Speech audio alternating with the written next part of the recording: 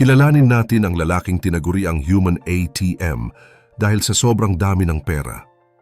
Ilang taon lang ang nakalipas ng buong yabang na ipinapakita ni Floyd Mayweather Jr. ang mga malalaking truck na puno ng cash na dumidiretso sa kanyang garahe. Para sa kanya, ang yaman ay parang isang gripo na hinding-hindi mauubusan ng tubig kahit gaano pa siya kalakas gumastos araw-araw. Pero ngayong pumasok na ang taong 2026, tila nag-iba na ang kwento sa likod ng mga mamahaling relo at kotse na lagi nating nakikita sa social media. May mga seryosong usap-usapan na kumakalat sa mga elite circles na nagsasabing ang imperyo ni Floyd ay unti-unti nang bumabagsak. Hindi lang ito basta chismis mula sa mga bashers dahil ang mga kilos niya mismo ang nagpapatunay na may malalim na problema sa loob ng kanyang pitaka. Ang tanong ngayon ng buong mundo, posible nga bang ang boksingero na tinawag nating Money Mayweather ay kasalukuyan ng nahaharap sa bangkarota? Pero bago po ang lahat, baka pwedeng palike ang video na ito dahil napakalaking bagay na ito sa aming content creators. Maraming salamat po. Sa totoo lang, mahirap paniwalaan na ang isang atletang kumita ng bilyon-bilyon ay mauubusan ng pera. Pero may mga nagsasabing ang paraan ng paggastos ni Floyd ay talagang walang kontrol at hindi na kayang suportahan ng kanyang kasalukuyang kita. May isang source na malapit sa kanya ang nagsabi na talagang simot na raw ang yaman ng boksingero. Kapag tiningnan natin ang mga galaw niya nitong mga nakaraang buwan, makikita natin ang mga babala na hindi na pwedeng balewalain ng kahit sino. Ang unang malinaw na senyales ay ang biglaang pagbebenta niya ng mga ari-arian na dati ay itinuturing niyang kayamanan na hinding-hindi niya pakakawalan. Para sa mga bilyonaryo, ang mga mansyon at mga private jet ay nagsisilbing korona nila para ipakita ang kanilang kapangyarihan sa lipunan. Kaya naman kapag ang isang tao sa antas niya ay nagsimulang magbenta ng mga ito sa mas mababang halaga, ibig sabihin ay kailangan na niya ng mabilisang cash para pambayad sa kung anuman ang pinagdadaanan niya. Nitong Disyembre ng taong 2024, naibenta na niya ang kanyang malaking bahay sa Palm Island sa Miami sa halagang $22 milyong. Noong una ay mukhang normal lang itong negosyo, pero ang mas nakakagulat ay ang nangyari nitong April 2026. Ang kanyang Beverly Hills Mega Mansion na dati ay may presyong $48 milyong ay bigla na lang niyang ibinenta sa halagang $27 milyong. Isipin niyo na lang na halos kalahati ng tunay na halaga ang ibinawas niya para lamang maibenta ito agad sa kahit na sinong buyer. Sa mundo ng mga negosyante, ang ganitong klaseng pagbebenta ay isang malinaw na senyales ng desperasyon. Hindi ito isang matalinong desisyon sa negosyo, kundi isang paraan para makakuha ng pera sa lalong madaling panahon dahil baka may mga utang na siyang kailangang bayaran bago pa siya tuluyang mahabol ng mga legal na problema. Hindi lang pala sa mga mansyon may problema si Floyd dahil pati ang mga negosyo niya ay unti-unti nang humihinto ang daloy ng pera. Noong huling bahagi ng taong 2025, lumabas ang mga ulat na ang gusali kung saan matatagpuan ang kanyang sikat na strip club ay nanganganib na maipasara. Ayon sa mga balita, may utang ang property na ito na mahigit $52,000 para sa mga hindi nabayarang buwis at mga multa. Isipin niyo na lang ang halagang ito. Para sa isang tao na kumita ng halos $300 milyong sa loob ng isang gabi noong laban niya kay Manny Pacquiao, ang halagang ito ay barya lang.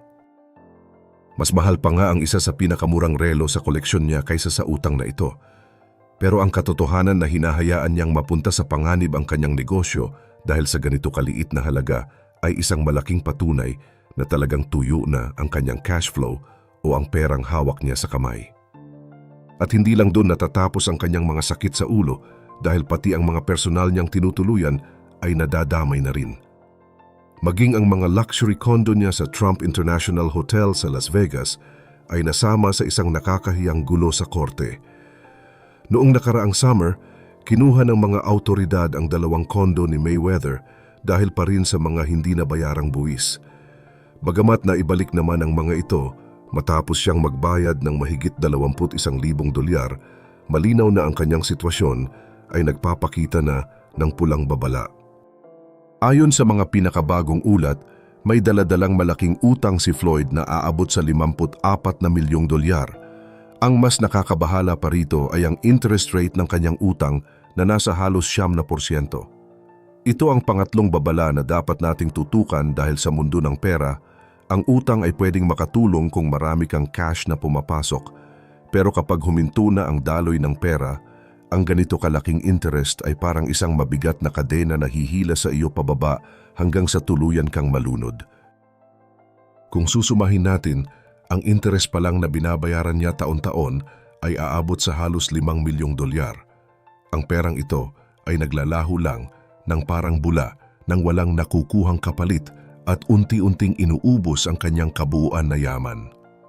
Ang realidad na ito ay nagpapakita na ang kanyang marangyang lifestyle na nakikita natin sa social media tulad ng mga mamahaling kotse at pagtatapon ng pera ay maaaring hindi galing sa tunay na yaman kundi sa mga inutang lang na pera. At kapag usaping pera ang pag-uusapan, laging kasunod niyan ang gobyerno. Ang pang-apat na babala ay ang mahabang kasaysayan ni Floyd sa hindi pagbabayad ng buwis. Noon pa mang 2009 ay may utang na siya na 6.4 na milyong dolyar at noong 2015 hanggang 2017 ay hinabol din siya para sa mahigit 22 milyong dolyar mula sa laban niya kay Pacquiao. Ngayong 2026, ang kanyang kabuang utang sa buwis ay muling umakyat sa mahigit 22 milyong dolyar dahil sa mga ari-arian niya. Ang panglimang senyales na ito ay ang sunod-sunod na kaso tungkol sa mga hindi nabayarang luxury expenses na dati ay binibili lang niya na parang candy. Isang matinding halimbawa nito ay ang demanda ng isang jeweler sa Miami noong February 2026. Ayon sa ulat, kumuha si Floyd ng mahigit 26 na mamahaling relo at 15 gold chains na nagkakahalaga ng mahigit 1.6 na milyong dolyar. Ang nakakagulat dito, nagbayad lang siya ng maliit na bahagi nito at ang mas malala, 5 tseke na ibinigay niya ang tumalbog lahat sa bangko. Para sa isang taong laging may dalang cash, ang pagtalbog ng tseke ay isang seryosong indikasyon na wala na talagang laman ang kanyang account. Para maging patas, hindi naman natin sinasabi na wala na siyang pera dahil sa papel ay bilyonaryo pa rin siya. Pero ang malaking problema ay ang tinatawag na liquidity o ang pagkakaroon ng cash na magagamit agad. Maaaring mayroon kang mga mansyon at mamahaling gamit na nagkakahalaga ng daan-daang milyon, pero kapag ang gobyerno na ang naniningil ng buwis, hindi sila tumatanggap ng kotse o bahay. Cash lang ang gusto nila. Dahil dito, nawawalan ng kontrol si Floyd sa kanyang pananalapi at bawat kilos niya ay nagiging mahirap dahil wala siyang hawak na pera. Nakakagulat isipin na ang isang tao na sanay tumira sa mga pinakamahal na suite sa buong mundo ay nahaharap ngayon sa ganitong klaseng kahihiyan. Ang balita tungkol sa hindi pagbabayad ng renta sa isa sa pinakasikat na hotel sa New York ay parang isang malakas na sampal sa kanyang imahe bilang Money Mayweather. Hindi lang ito usapin ng simpleng pagkalimot dahil kapag ang isang tao ay may sapat na cash, automatiko ang mga ganitong bayarin. Ang paglabas ng mga ganitong balita sa media ay nagpapatunay na ang mga lamat sa kanyang imperyo ay hindi na kayang itago ng kahit anong filter sa Instagram. Ito na ang resulta ng sunod-sunod niyang maling desisyon sa pera na tila ngayon lang nagkakasabay-sabay na sumasabog sa kanyang harapan. Dito na pumapasok ang pang-anim at huling babala na dapat nating bantayan, ang kanyang desperadong paghahanap ng mga bagong paraan para kumita ng mabilis na pera. Kung mapapansin nyo, nitong mga nakaraang taon, si Floyd ay hindi na masyadong mapili sa kung anong klaseng trabaho o laban ang pinapasukan niya. Mula sa mga exhibition match laban sa mga internet personalities hanggang sa pag-promote ng iba't ibang mga crypto projects na minsan ay kaduda-duda pa ang reputasyon. Para sa isang boksingero na may perpektong record, ang pagpasok sa mga ganitong klaseng laban na walang kinalaman sa kanyang legacy ay isang malinaw na indikasyon na kailangan niya ng agarang dagdag na pondo. Hindi na ito tungkol sa karangalan ng pagiging boksingero, kundi tungkol na ito sa pagpapanatili ng isang lifestyle na hindi na kayang sustentuhan ng kanyang mga lumang investment. Marami ang nagsasabi na ang pagbagsak ng isang higante tulad ni Floyd ay isang aral para sa lahat. Madaling kumita ng pera kapag nasa tuktok ka, Pero ang tunay na hamon ay kung paano ito pananatilihin kapag wala ka na sa ring. Ang trahedya sa kwentong ito ay ang katotohanan na sa kabila ng lahat ng kanyang kinita, tila nakalimutan niya ang pinakaimportanteng panuntunan sa pananalapi at yun ay huwag hayaang mas malaki ang gastos kaysa sa kinikita. Ang kanyang mga mamahaling koleksyon ng sasakyan na nagkakahalaga ng milyon-milyon ay wala ring silbi kung hindi mo naman maibenta agad para pambayad sa kuryente o sa buwis ng iyong mga gusali. Ngayong 2026, nakikita natin ang unti-unting paghina ng isang dating hindi matalo-talong hari, hindi sa loob ng boxing ring, kundi sa mas malupit na laban ng totoong buhay. Sa huli, ang kwento ni Floyd Mayweather Jr. ay isang paalala na ang tunay na yaman ay hindi nasusukat sa dami ng mga Brinks truck na pumupunta sa bahay mo, kundi sa kung gaano ka katatag kapag dumating na ang mga pagsubok. Maaaring sabihin ng iba na hindi siya tuluyang maghihirap, pero ang mawala ang iyong dignidad at ang mga ari-arian na pinaghirapan mo sa loob ng maraming taon ay sapat ng dahilan para masabing ito ay isang malaking pagkatalo.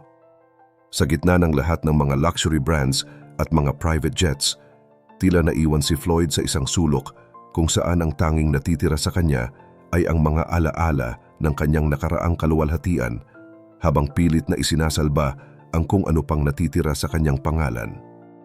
Kayo, ano ang tingin niyo sa sitwasyong ito ni Floyd ngayon? Naniniwala ba kayo na makakabawi pa siya at maibabalik ang dati niyang ningning? O ito na ba ang simula ng kanyang tuluyang paglaho sa mundo ng mga bilyonaryo? Minsan ba ay naisip niyo rin na mas mabuti pang mamuhay ng simple pero walang iniisip na utang kaysa magmukhang mayaman pero baon naman sa mga legal na problema?